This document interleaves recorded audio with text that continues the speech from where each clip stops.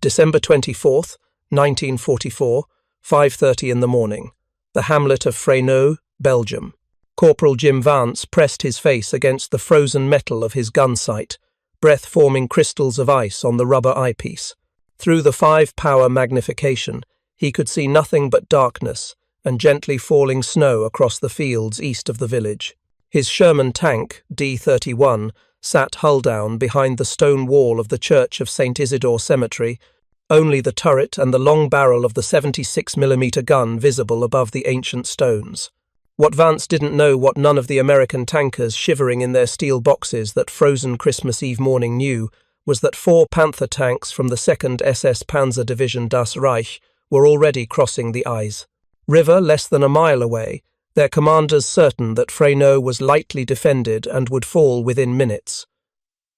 The psychological certainty of German tank superiority, built on 3 years of Panthers destroying Allied tanks at ranges where return fire was impotent, was about to collide with a simple tactical reality. Even the most formidable armour becomes vulnerable when exposed from the wrong angle, and in the snow-covered meadows approaching Freyneux, 4 of Germany's finest tank commanders were about to make a fatal miscalculation that would cost them their lives and deny the SS their objective in one of the most decisive small actions of the Battle of the Bulge. If you're enjoying this deep dive into the story, hit the subscribe button and let us know in the comments from where in the world you are watching from today.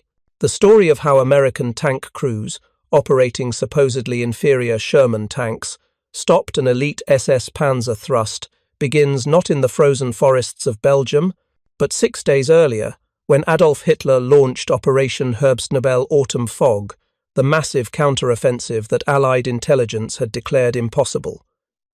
December 16th, 1944.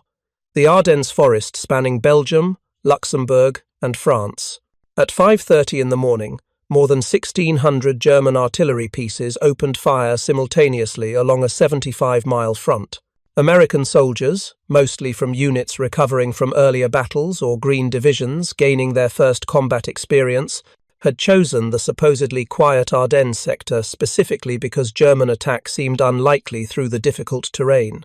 The Wehrmacht had gathered more than 200,000 troops and nearly 2,000 tanks in the Eifel Mountains, the rough country where Belgium, Luxembourg, and Germany meet. Not a single American soldier, from Supreme Commander Eisenhower in Paris down to the private dozed in a foxhole, had detected this massive concentration. The intelligence failure matched Pearl Harbor in its completeness. For German tank crews, the offensive represented vindication of their technological faith. The Panther tank, first deployed in 1943, had established dominance over American and British armour. Its 75mm high-velocity gun could penetrate Sherman frontal armour at ranges exceeding 2,000 metres. Its sloped 80mm glacis plate, angled at 55 degrees, created an effective thickness of 140mm that standard American 75mm guns could not defeat at any practical range. Even the improved 76mm gun that had begun reaching American units in summer 1944 struggled against Panther frontal armour. The M62 armour-piercing round could penetrate 109mm at 1,000 metres against a vertical plate, but the Panther's slope defeated such rounds except at extremely close range or when striking the less protected gun mantlet. German panzer crews had internalized these technical advantages as articles of faith. Training emphasized that properly positioned Panthers with frontal armor toward the enemy were essentially invulnerable to American tank fire. Tactical doctrine built on this assumption, accepting numerical inferiority because individual tank superiority would compensate. A well-positioned Panther could, and regularly did, destroy multiple Shermans before withdrawing. The psychological impact on American tank crews had been severe throughout the Normandy campaign and the pursuit across France.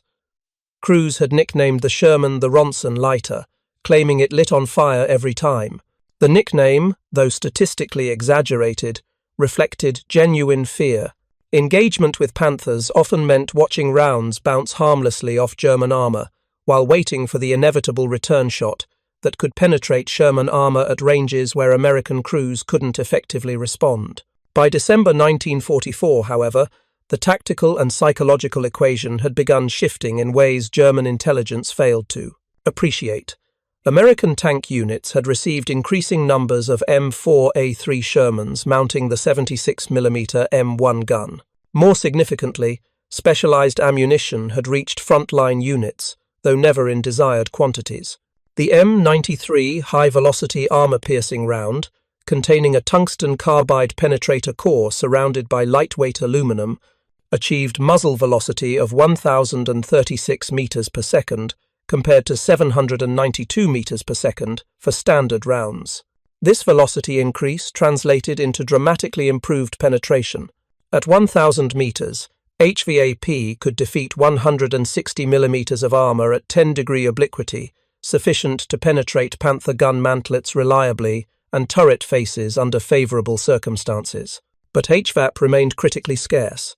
Tungsten, imported primarily from China, was strategic material required for machine tools, armor plate hardening, and ammunition across multiple calibers. Each 76mm HVAP round consumed nearly 1 kilogram of tungsten carbide. Production through autumn 1944 had barely reached 5,000 rounds monthly. By February 1945, the average 76mm Sherman in Europe had received just 5 HVAP rounds total. American tank crews in December 1944 thus faced German armor with equipment that had improved significantly but remained imperfect. The 76mm gun gave them a fighting chance against Panthers under favorable circumstances. Training and experience gained through months of combat had taught them how to maneuver for advantageous angles, coordinate with artillery and air support, and exploit German tactical errors. What they lacked was any reason to feel confident. 3 years of German panzer dominance had created psychological advantages that transcended technical specifications. German tank commanders approached engagements expecting to win. American tankers approached hoping to survive. This mental framework would shape every decision made in the freezing darkness of Christmas Eve 1944. The 2nd SS Panzer Division Das Reich had entered the Ardennes offensive as part of the 5th Panzer Army's thrust toward the Meuse River. The division's objective was to capture Mannheim, a critical road junction that controlled approaches to bridges across the Meuse near Huy. If German armor reached the Meuse and secured crossings, they could drive north toward Antwerp, potentially splitting Allied armies and achieving Hitler's strategic objective. By December 23rd, lead elements of Das Reich had pushed American forces back toward Mannheim. The division's 2nd Panzer Regiment, equipped primarily with Panther tanks, had demonstrated the same tactical proficiency that had made Das Reich one of the Wehrmacht's elite formations since its creation in 1939. The regiment's 2nd Company, commanded by Obersturmführer Hans Hargesheimer, received orders for December 24th to secure the villages of Freyneux and La Mormenil, small hamlets south of Mannheim. Intelligence reported both villages lightly defended, likely by reconnaissance elements or scattered infantry. The mission was straightforward: clear the villages, secure the southern flank, then push north toward Mannheim to join the main divisional attack. Hargesheimer selected his 1st platoon, led by Untersturmführer Fritz Langanke, to spearhead the attack on Freyneux. Langanke, 25 years old, was an SS veteran who had served since 1937. He wore the Knight's Cross at his throat, awarded the previous August for destroying 19 enemy tanks. He had received officer commission only in September, promoted from the enlisted ranks for demonstrated combat effectiveness. Langanke's platoon consisted of 4 Panthers from 2nd Company. His gunner, Rottenführer Paul Pulm, had proven himself accurate under combat conditions. The other 3 Panthers were commanded by Oberscharführer Kurt Pippert, Oberscharführer Kirchner, and Untersturmführer Kurt Sieger, who actually led 2nd Company's 2nd Platoon, but had been attached to Langanke's attack. The plan called for Langanke's 4 Panthers to approach Freyneux from the east, cross the stone bridge over the Aisne River, and sweep through the village. Hargesheimer would follow with 7 additional Panthers, positioning them to support the assault and prepare for the advance toward Oster, another village northeast of Freyneux. Panzer grenadiers from SS Regiment Deutschland would accompany the tanks, riding on the engine decks or marching alongside. What German intelligence had failed to detect was that American forces had reinforced Freyneux on December 23rd after repelling German probing attacks. Task Force Kane, a combined arms group from the 3rd Armoured Division, had been assigned to seize the village of Dochamps to the southwest, but had met stiff resistance. After failing to take their primary objective, the task force had pulled back to defensive positions at Freyneux and nearby Le Mormenil. Task Force Kane was named for its commander, Lieutenant Colonel Matthew Kane. The force consisted of a dozen M4 Sherman medium tanks and 5 M5A1 Stuart light tanks from the 32nd Armoured Regiment, 4 additional Stuarts from the division's reconnaissance battalion, a squad of engineers, and 6 M7 Priest self-propelled 105mm guns from the 54th Armoured Field Artillery Battalion. Infantry from the 517th Parachute Infantry Regiment, 82nd Airborne Division, provided additional strength, though badly understrength from earlier fighting. Major Robert Coughlin commanded the defensive positions at Freyneux, while Kane handled operational planning. Coughlin had arranged his armour to cover the eastern approaches, recognizing that German attacks would come from that direction based on intelligence about enemy movements. At the northeast end of Freyneux, Coughlin positioned 3 Shermans from 3rd Platoon, D Company, 32nd Armoured Regiment. The platoon leader, 1st Lieutenant Charles Myers, commanded D-31, an M4A3 with the long-barreled 76mm gun. Myers had positioned his tank at the very edge of the village just beyond the Church of St. Isidore, using the cemetery wall for partial cover. Near Myers' position, Sergeant Alvin Beckman commanded D-34, an older M4A1 mounting the shorter 75mm gun. Beckman had placed his tank near a barn behind a large woodpile, providing some concealment but less protection than Myers enjoyed. The 3rd Sherman, D-32, was another M4A3 with 76mm gun, commanded by Sergeant Reese Graham of West End, North Carolina. Graham had positioned his tank near the road junction west of the church, behind a stone wall that provided excellent cover while allowing his gun to clear the top. To cover roads leading southwest and southeast, Coughlin placed 2 more Shermans from 2nd Platoon, commanded by 1st Lieutenant Elmer Hovland of Luverne, Minnesota, alongside 2 Stuart light tanks from 3rd Platoon, C Company, 83rd Reconnaissance Battalion. The defensive position was strong but not impregnable. Freyneux consisted of approximately 42 buildings, mostly stone farmhouses, centuries old, arrayed along muddy roads covered in glistening snow. The terrain around the village featured gentle hills, patches of thick forest, and open meadows that would funnel attackers toward prepared positions. The Aisne River, narrow and shallow but obstacle enough to slow tanks, ran past the village's eastern edge with a stone bridge, providing the primary crossing point.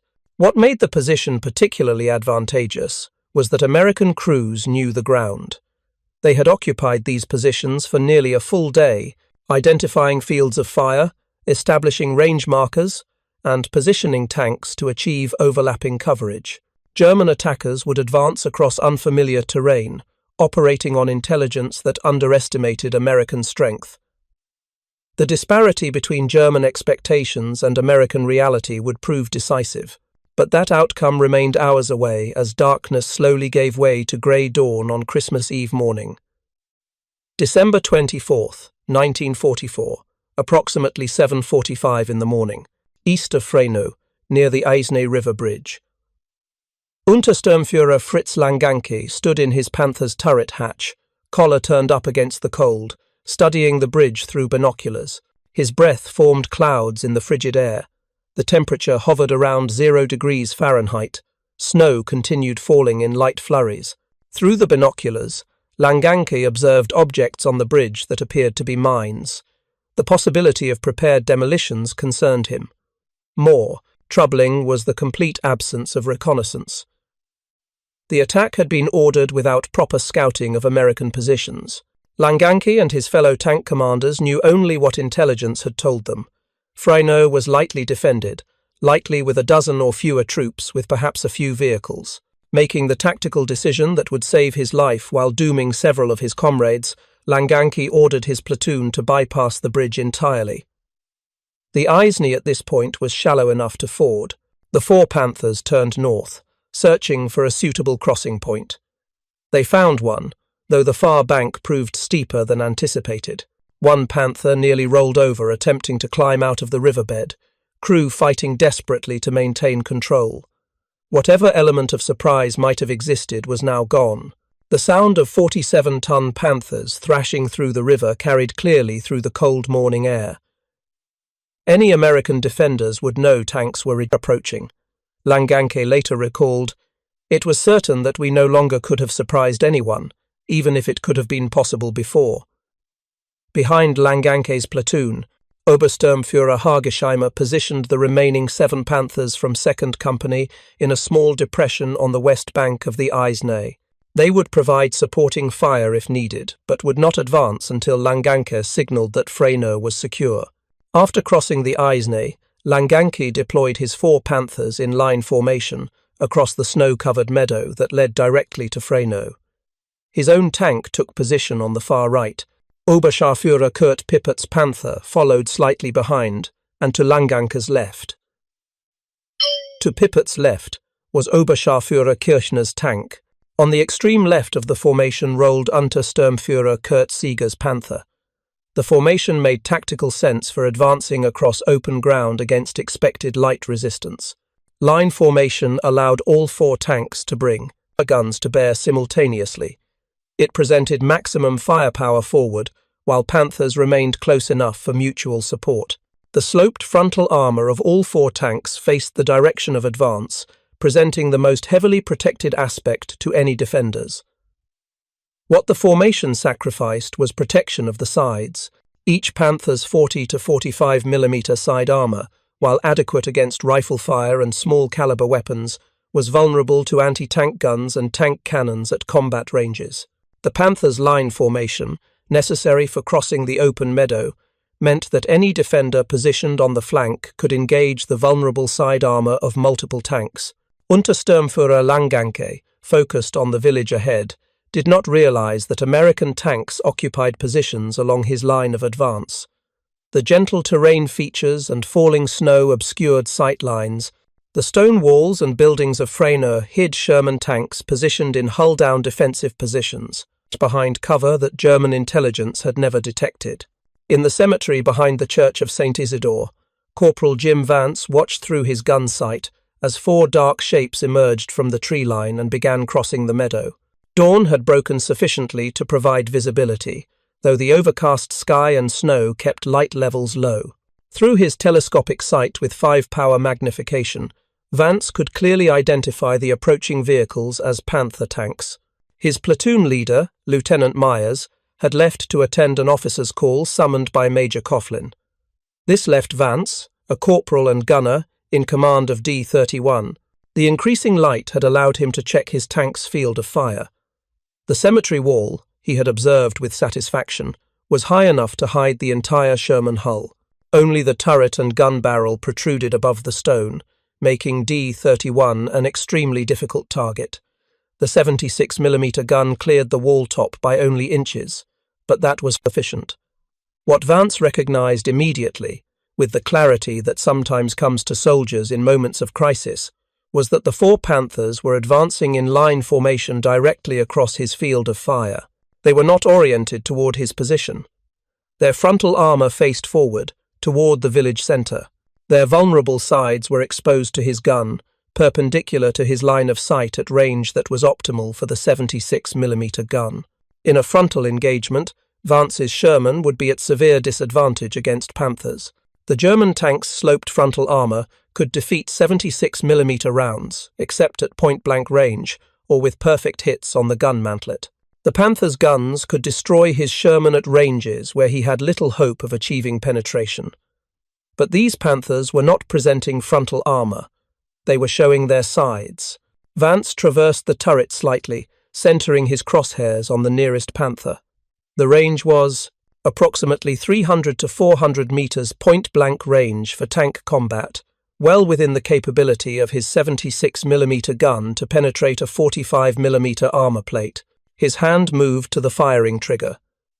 Training had drilled into him the sequence: identify target, estimate range, aim for center mass, fire. December 24th, 1944. Approximately 8 o'clock in the morning, Freyneux, Belgium. The morning erupted in fire and thunder as Corporal Vance's 76mm gun fired.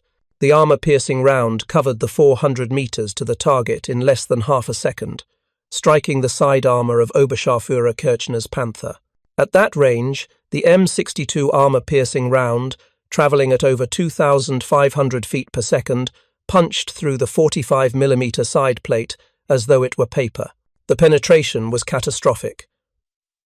The round continued through the crew compartment, likely striking ammunition stored in racks along the hull sides. Secondary explosions erupted inside the Panther.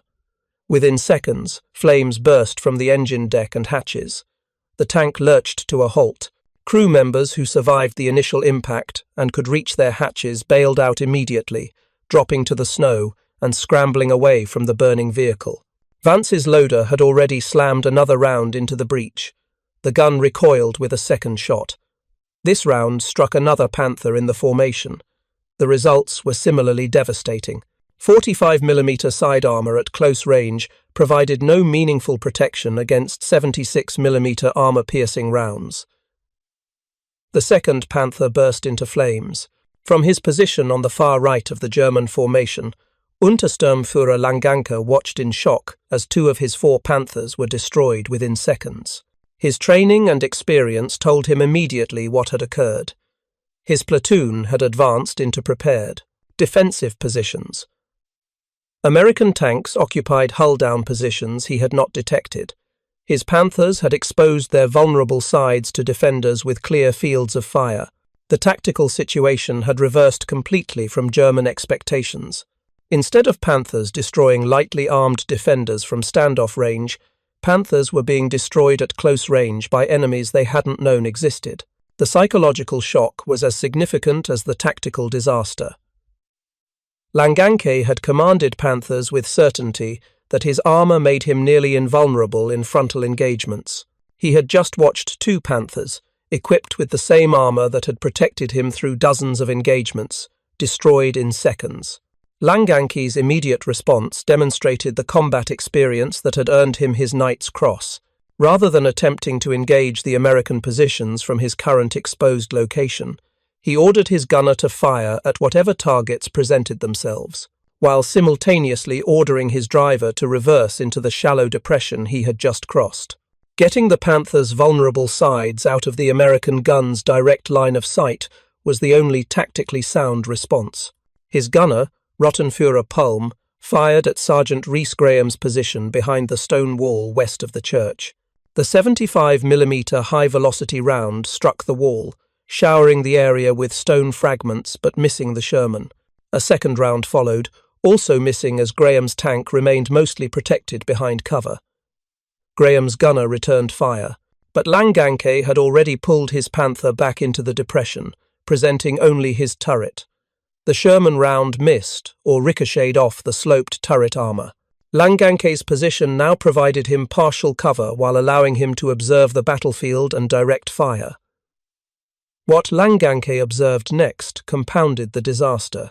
His field of vision included not just Freyneux, but the terrain beyond, where other elements of SS Regiment Deutschland's 3rd Company were advancing toward the village of Oster.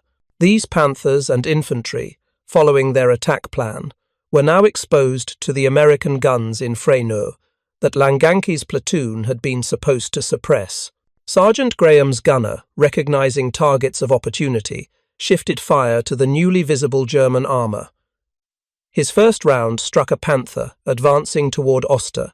The second round struck the Panther commanded by Alfred Vobis, penetrating the side armor and killing Vobis and 2 other crew members instantly. The tank exploded in flames. Langanke's Panther began receiving fire from what he estimated were 2 anti-tank guns positioned to his left, actually additional Sherman tanks he had not yet identified. He ordered his gunner to traverse left and engage. The German 75mm gun fired multiple rounds at American positions, achieving hits on buildings and walls but apparently not destroying the concealed Shermans. The engagement had lasted perhaps 5 minutes. Of the 4 Panthers in Langanke's platoon, 2 were destroyed and burned. A 3rd Panther from 3rd Company advancing toward Oster was also destroyed. German infantry riding on the tanks or advancing alongside had taken casualties from American machine gun fire and were seeking cover. The attack on Freyneux had not just stalled, it had been shattered before penetrating the American defensive line. Behind the cemetery wall, Corporal Vance had destroyed 2 Panthers and was searching for additional targets. His commander, Lieutenant Myers, had returned from the officer's call to find his gunner had already engaged and was controlling the situation effectively. Myers took command of the tank but allowed Vance to continue as gunner. The young corporal had demonstrated exactly the kind of aggressive, competent response that American tanker training emphasized. He had identified the tactical opportunity Panthers, exposing vulnerable side armor, and exploited it immediately. Sergeant Beckman's tank, D-34, had also engaged. Despite mounting only the shorter 75mm gun, which was inadequate against Panther frontal armor, Beckman's crew had fired at German positions. Their tank had attracted Langanke's attention, drawing fire that struck near their position and forced them to button up. The cold weather affected D-34's engine, which refused to start when Beckman ordered the driver to reposition.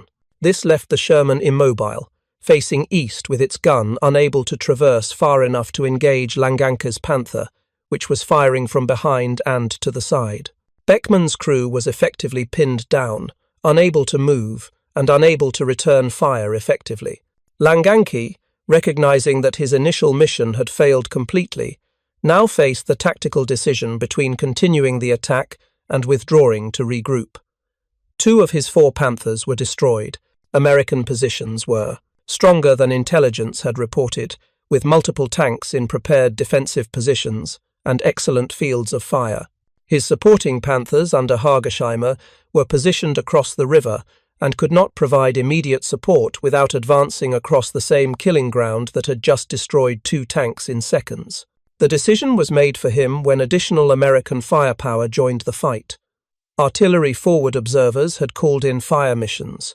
Shells began impacting German positions. The distinctive sound of P-47 Thunderbolt engines announced the arrival of Allied air support.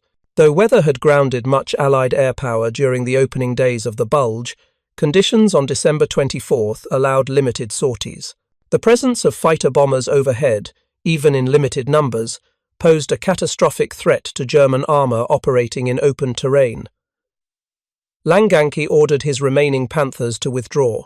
The attack on Freyneux was abandoned. The SS troops pulled back across the Aisne River, leaving their burning Panthers and dead crew members in the snow-covered meadows east of the village.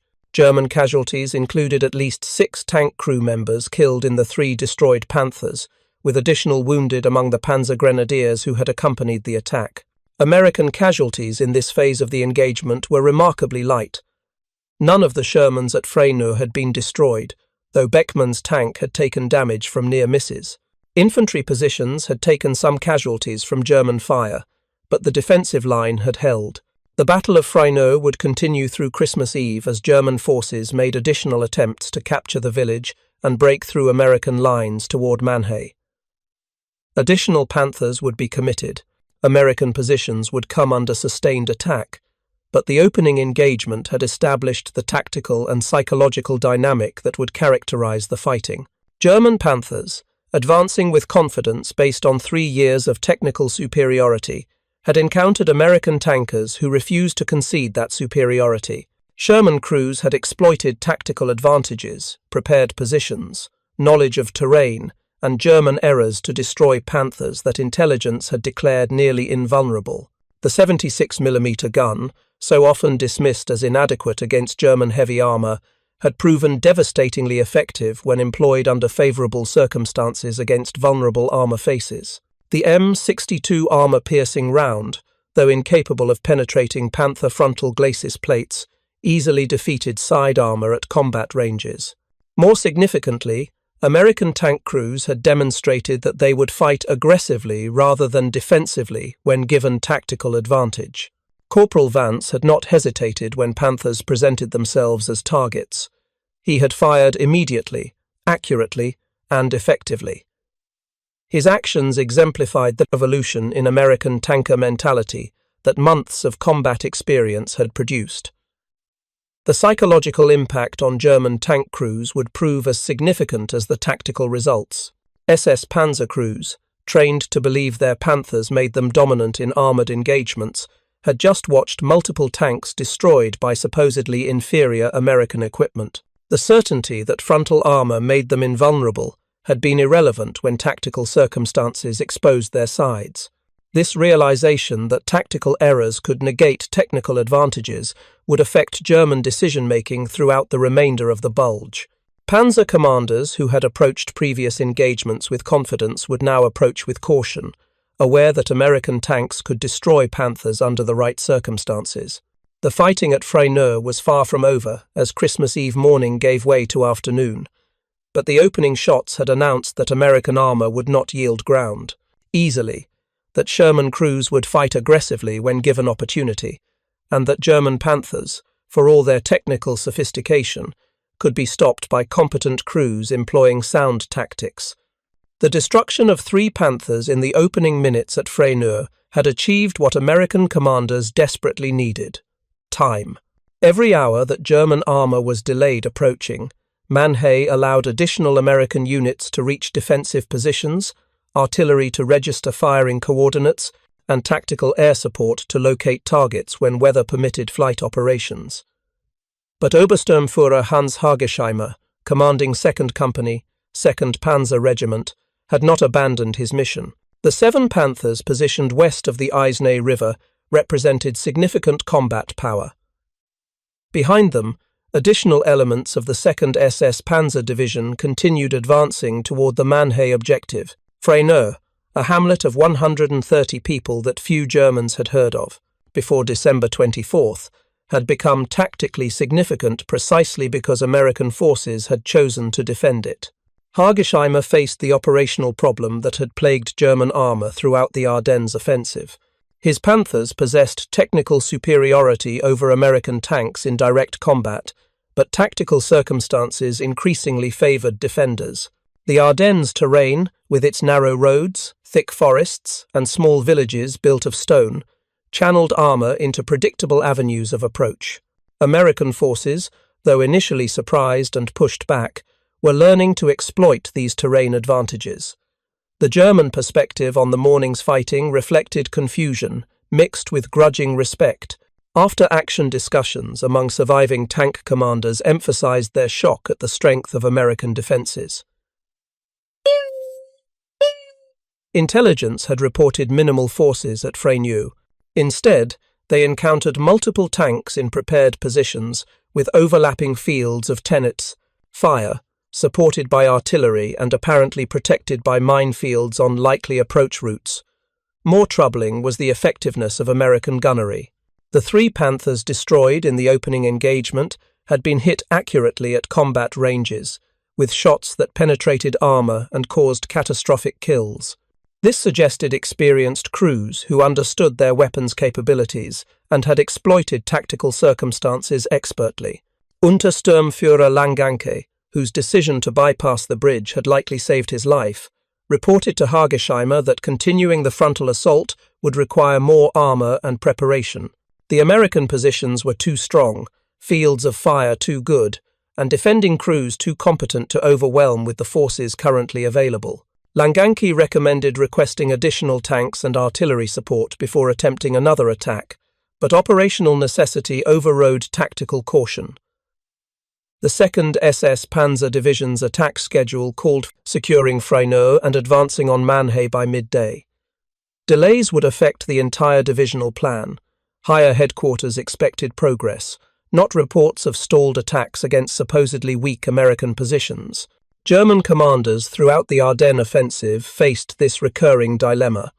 Tactical realities consistently failed to match operational plans.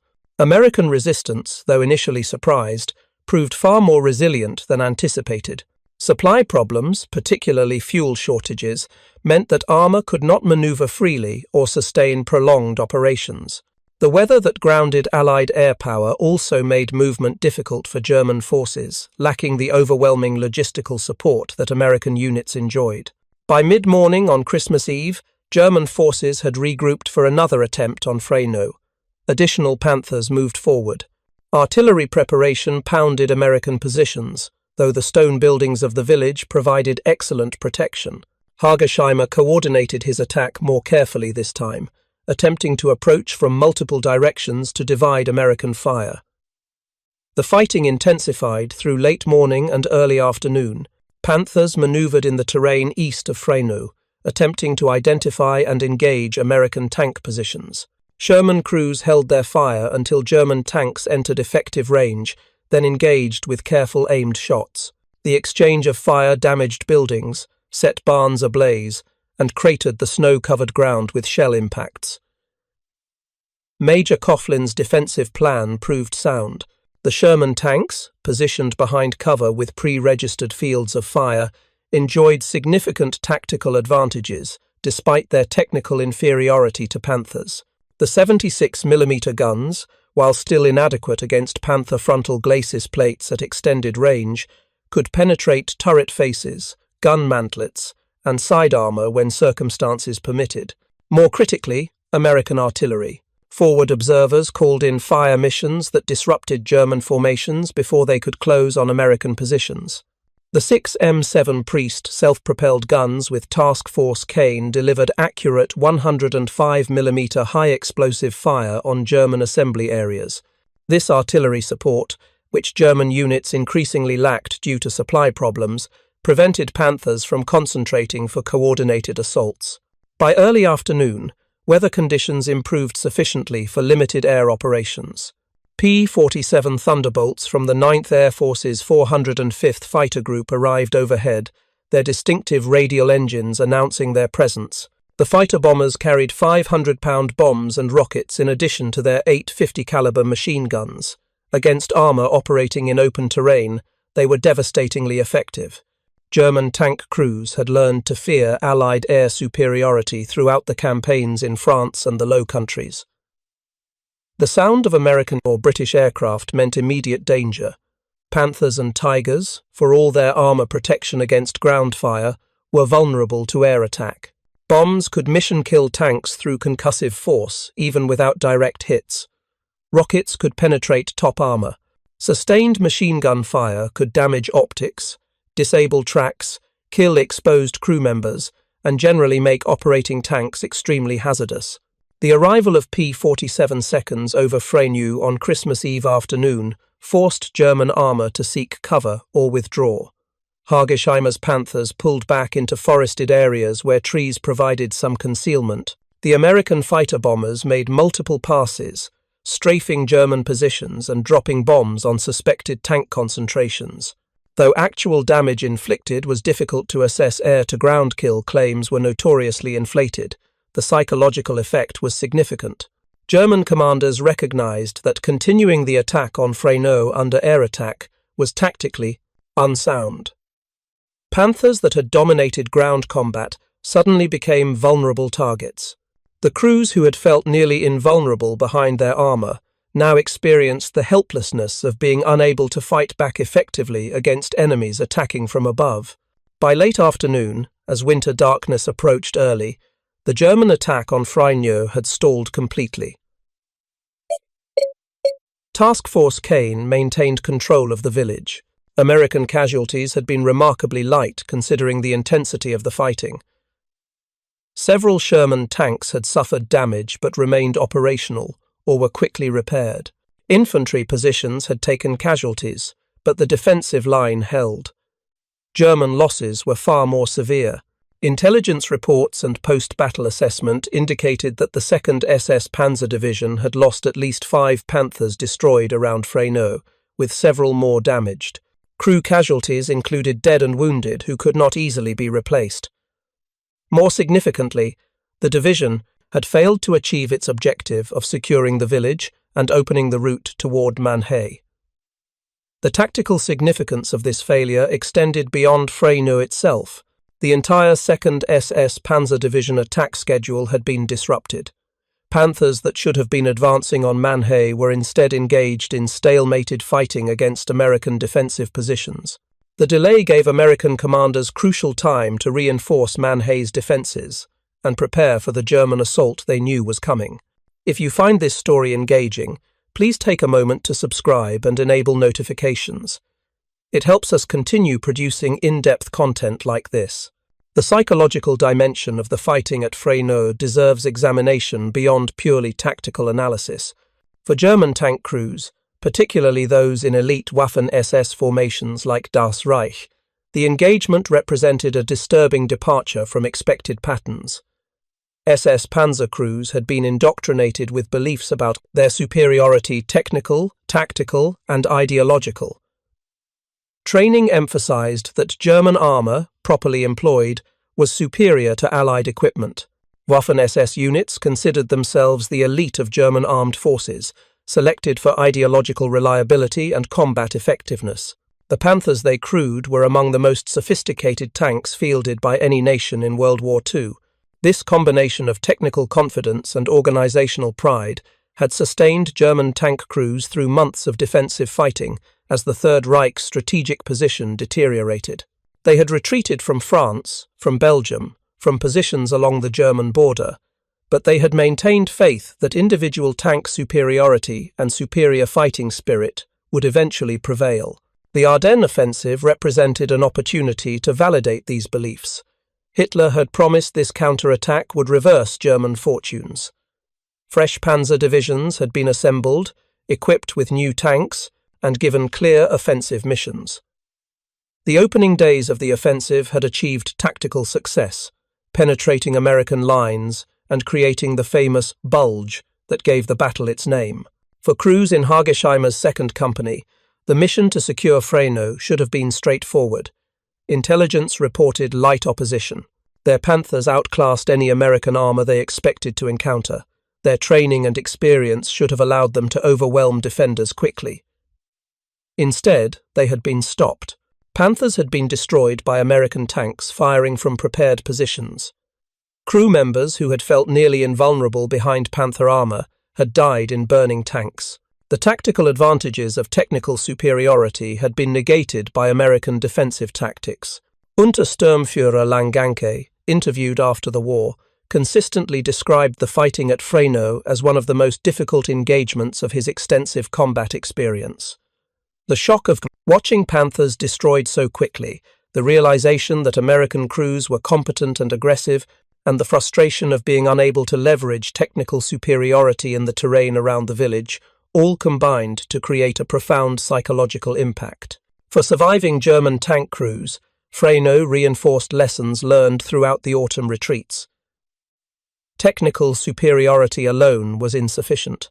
Panthers could be destroyed when tactical circumstances favored defenders.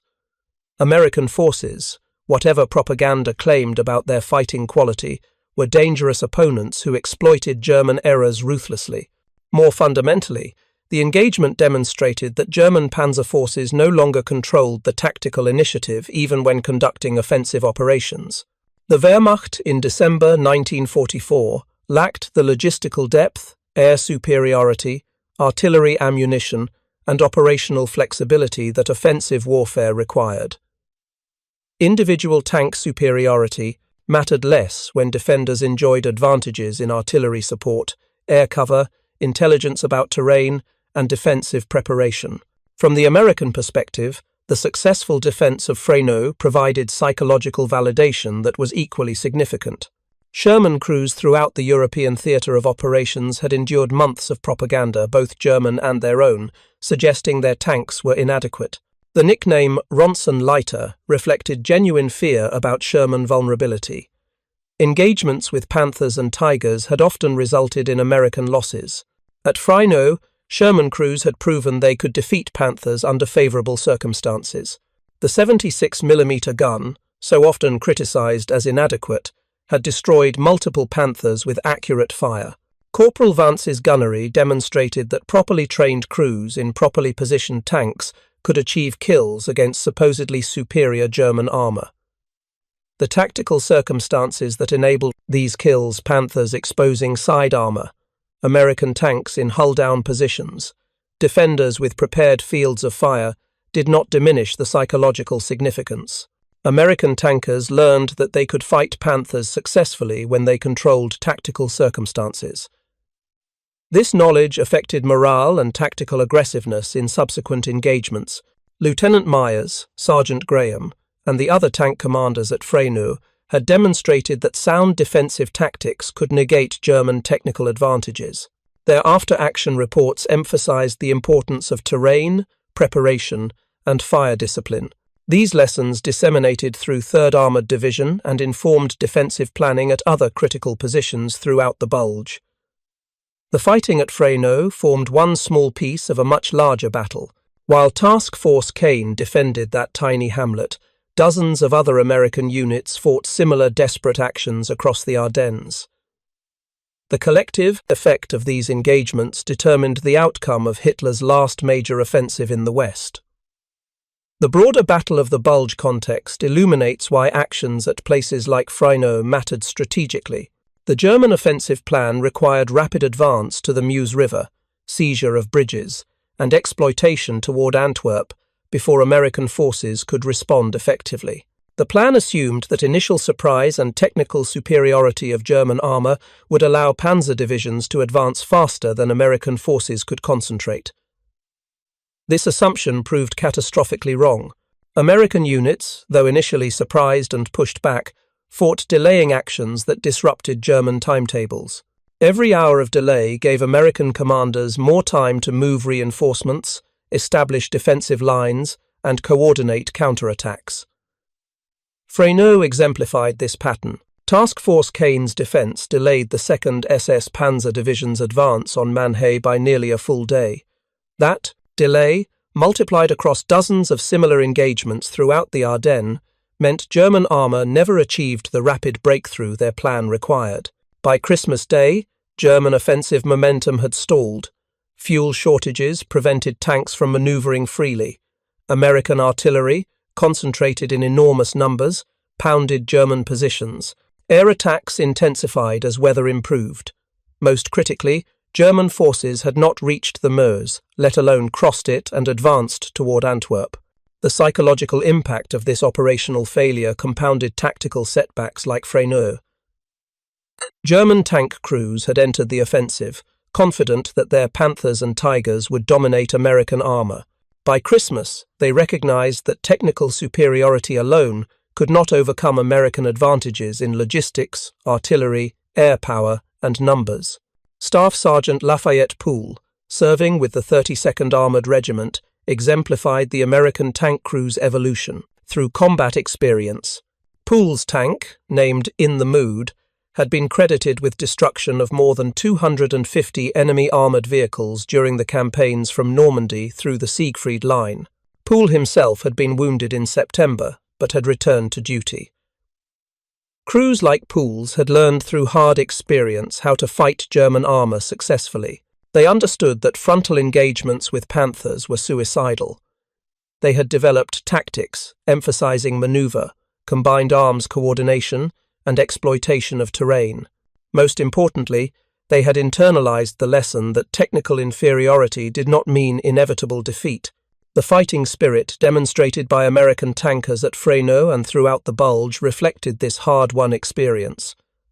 These were not green troops panicking under attack. They were veterans who understood their equipment's capabilities and limitations, who trusted their tactical training, and who refused to concede superiority to German armour. Colonel Leander Doane, commanding the 32nd Armoured Regiment, had instilled aggressive tactical doctrine throughout his unit. His personal direction in combat, emphasized in after-action reports, had been instrumental in developing the regiment's effectiveness. The defence at Freyneux demonstrated how effectively his tactical guidance had been absorbed by crews from corporal to lieutenant. The Christmas Eve fighting also highlighted the critical importance of combined arms coordination. American success at Freyneux resulted not just from tank gunnery but from integration of armor, artillery, infantry, and air support. The M7 Priest self-propelled guns provided responsive artillery fire. The P-47 Thunderbolts delivered air strikes that disrupted German formations. Infantry from the 517th Parachute Infantry Regiment secured positions and provided flank security. This combined arms integration, which American forces executed as standard doctrine, gave them operational advantages that German units increasingly lacked. Luftwaffe fighters rarely appeared over Ardennes battlefields due to fuel shortages and overwhelming Allied air superiority. German artillery, though technically excellent, suffered from ammunition shortages that limited fire support. German infantry and armor coordination, stressed by constant retreats and unit fragmentation, lacked the practiced efficiency of American combined arms teams. By evening of December 24th, the tactical situation at Freyneux had stabilized. German forces maintained positions east of the village, but made no further serious attempt to attack. American forces, having successfully defended against multiple assaults, prepared for possible night attacks, while also planning limited offensive actions to expand their defensive perimeter. The cost of the day's fighting could be measured in destroyed tanks, casualties, and disrupted plans. For the 2nd SS Panzer Division, Christmas Eve represented a day of frustrated attacks and objectives not achieved. For Task Force Kane and 3rd Armoured Division, it represented successful defence under difficult circumstances against elite German forces. More significantly, it represented a psychological watershed. German panzer crews had entered the Ardennes offensive confident in their superiority. They had encountered American forces who refused to accept that superiority. The myth of Panther invulnerability, already weakened by months of defensive fighting, suffered another blow.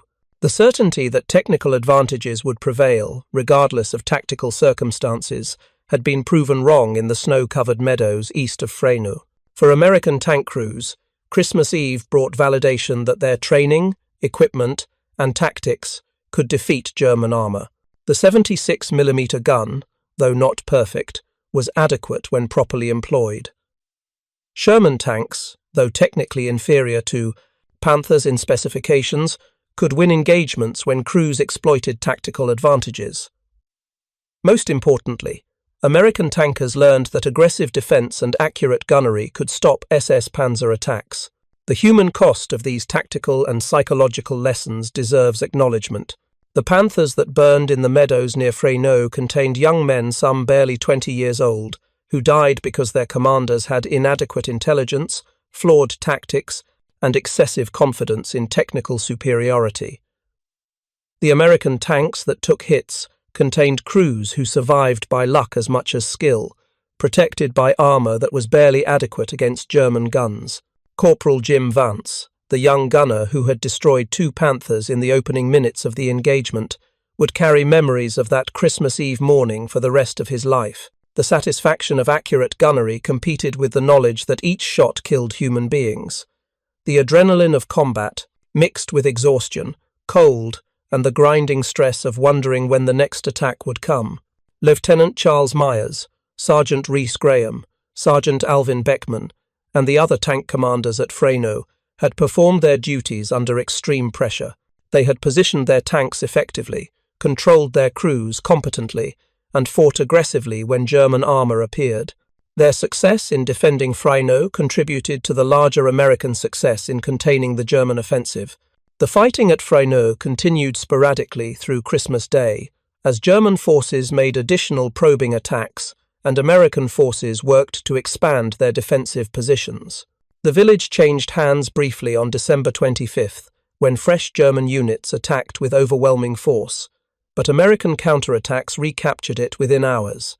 The small hamlet saw fighting that matched any engagement of the Bulge in intensity, though involving smaller numbers of troops, than the more famous battles at Bastogne or St. Vith. The tactical lessons from Freyneux disseminated rapidly through American armoured units.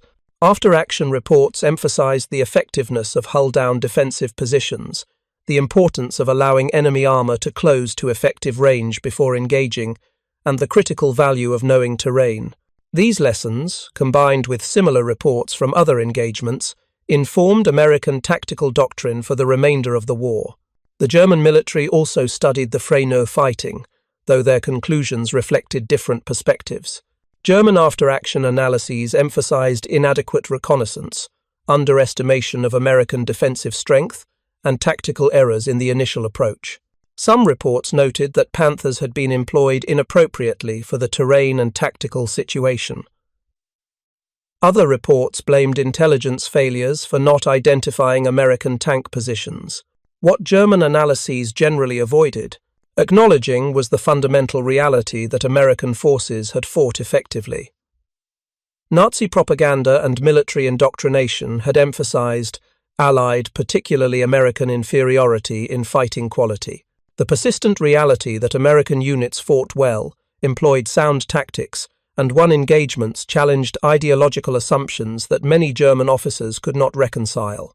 Untersturmführer Fritz Langanke, whose Knight's Cross and 19 previous tank kills demonstrated his competence, recognized that American crews at Freyneux had fought skillfully. His post-war accounts credit the defenders with effective tactics and accurate gunnery. Other German veterans expressed similar acknowledgements, though often qualified with explanations about German supply problems, Allied numerical superiority, or other factors that allowed them to preserve belief in German technical and tactical superiority. The psychological difficulty German tank crews faced in reconciling their beliefs with battlefield reality became increasingly acute as the Ardennes offensive failed. By early January 1945, it was clear the offensive had not achieved its objectives. German forces withdrew, having suffered catastrophic losses in men, tanks, and equipment they could not replace. The 2nd SS Panzer Division, which had entered the offensive with high confidence and strong combat power, emerged badly mauled. The division's Panzer Regiment had lost dozens of tanks, some destroyed in combat, others abandoned due to fuel shortages or mechanical problems. Experienced crews had been killed or wounded. The division's combat effectiveness, though still significant, was diminished. For the Wehrmacht as a whole, the Ardennes offensive represented the last time Germany could concentrate sufficient forces for a major attack in the West. The losses suffered approximately 100,000 casualties, 600 tanks and assault guns destroyed, and irreplaceable fuel and ammunition expended crippled German defensive capabilities when American and British forces resumed their offensive toward the Rhine in late January. The Battle of Freyneux, though involving only dozens of tanks and a few hundred soldiers, embodied the larger pattern. German technical superiority in individual weapons systems could not compensate for American advantages in logistics, combined arms coordination, air power, and increasingly tactical proficiency born of combat experience. The 76mm gun that Corporal Vance used to destroy Panthers on Christmas Eve 1944 represented more than improved American tank armament. It represented American industrial capacity to identify deficiencies, develop solutions, and field improved equipment in quantities that affected battlefield outcomes. By December 1944, thousands of Shermans mounted 76mm guns. HVAP ammunition, though still scarce, was available in quantities that made tactical difference. Germany, by contrast, struggled to maintain production of existing tank designs. Panther production, which had peaked at approximately 9,000 units total between 1943 and 1945, could not keep pace with losses. Tiger production, constrained by complex manufacturing requirements, remained limited to approximately 1,300 units total. Germany simply lacked the industrial capacity and raw materials to replace armor losses at rates American industry routinely achieved. This industrial disparity underlies every tactical engagement. American tank crews who lost Shermans received replacements within days or weeks. German crews who lost Panthers often received no replacement, and their units were reduced in strength. American units that suffered casualties received replacement personnel who, while perhaps less experienced, were adequately trained and equipped. German units received replacements when available, who were often inadequately trained and equipped with whatever weapons could be scraped together. The trajectory of the war, evident to objective observers by December 1944, pointed toward inevitable Allied victory. Germany had lost strategic initiative, lost air superiority, lost industrial competition, and was losing the will to continue fighting. Individual tactical engagements like Freyneux merely confirmed what strategic factors had already determined. Yet, tactical engagements mattered precisely because they affected the human beings involved. For the American tankers who defended Freyneux on Christmas Eve, their successful defense validated their training, equipment, and courage. For the German tank crews who attacked, their failure reinforced growing recognition that the war was lost, regardless of individual courage or technical sophistication of their Panthers.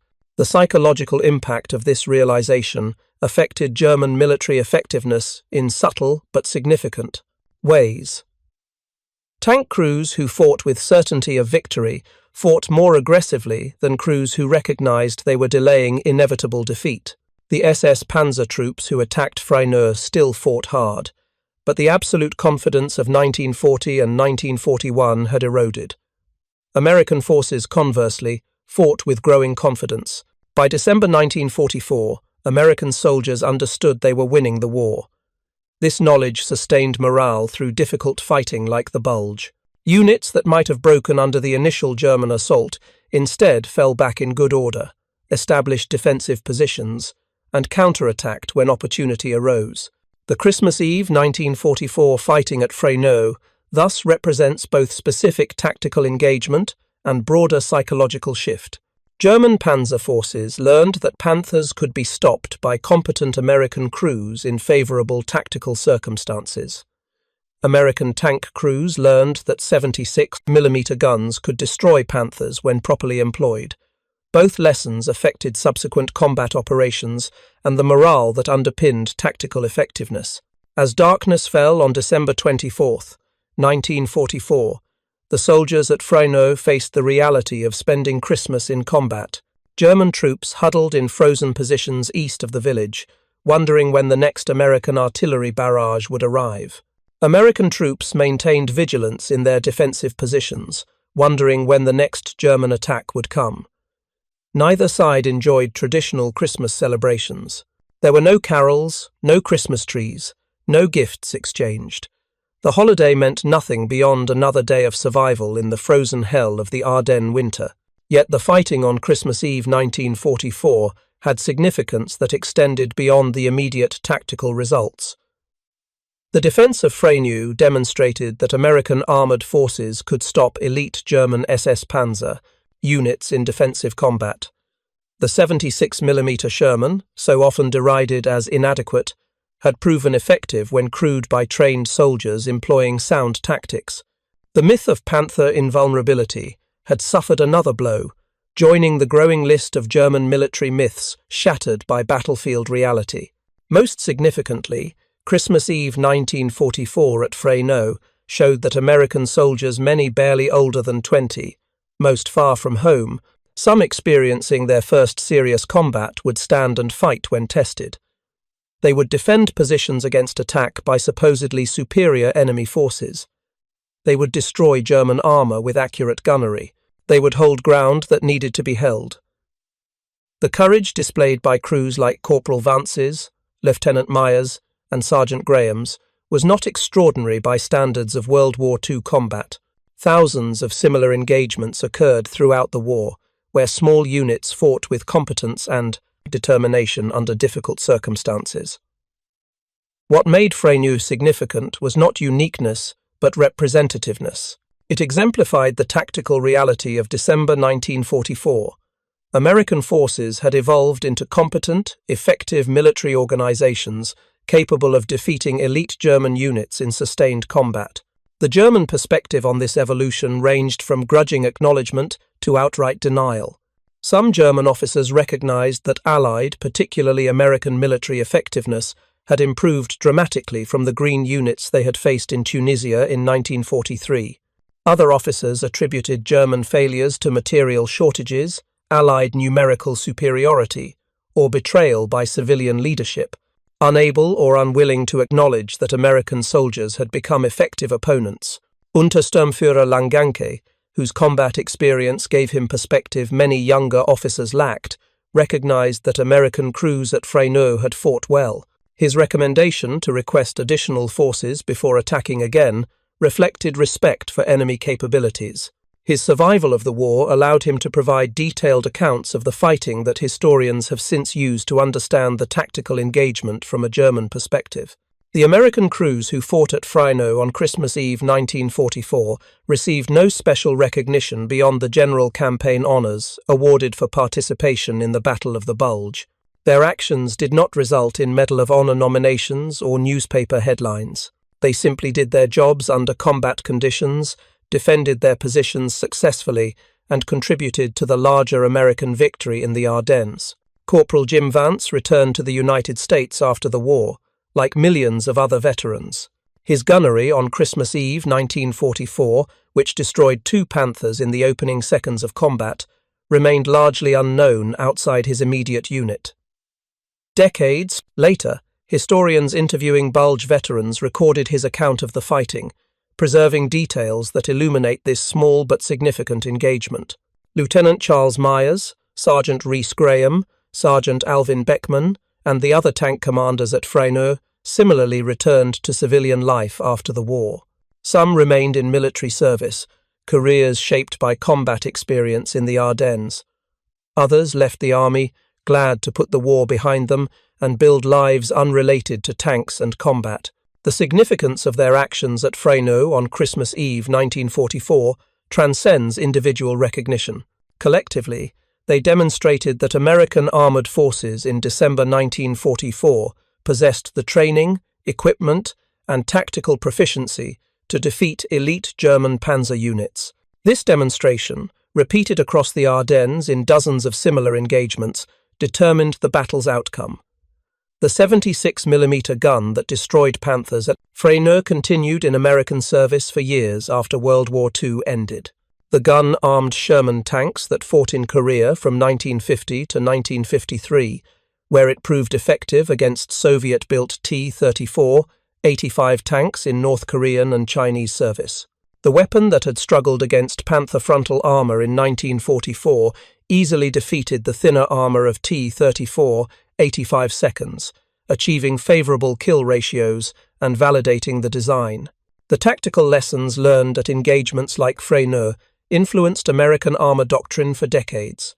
The importance of defensive preparation, the value of combined arms coordination, and the necessity of exploiting tactical advantages all became embedded in training and tactical manuals.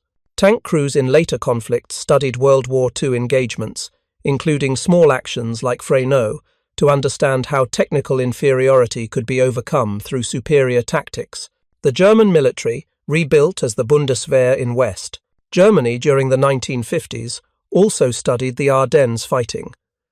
German military theorists analysed what had gone wrong in the offensive and why German panzer forces had failed to achieve objectives. The lessons emphasised importance of logistics, dangers of underestimating enemy capabilities, and necessity of adequate reconnaissance lessons. German forces had apparently forgotten between 1941 and 1944. Some German veterans of the Ardennes fighting, including officers from Das Reich and other SS formations, served in the Bundeswehr. Their combat experience, including engagements like Freyneux, informed West German armour doctrine during the Cold War.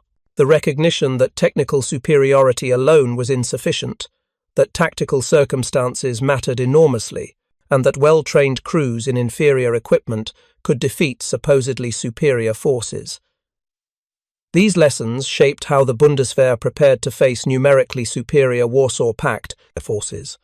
The psychological dimension of the Freyneux, fighting the shattering of German certainty and validation of American competence, thus had implications extending well beyond December 1944. Both victor and vanquished incorporated lessons learned into their military thinking, affecting how they prepared for future conflicts. Thank you for watching. For more detailed historical breakdowns, check out the other videos on your screen now, and don't forget to subscribe.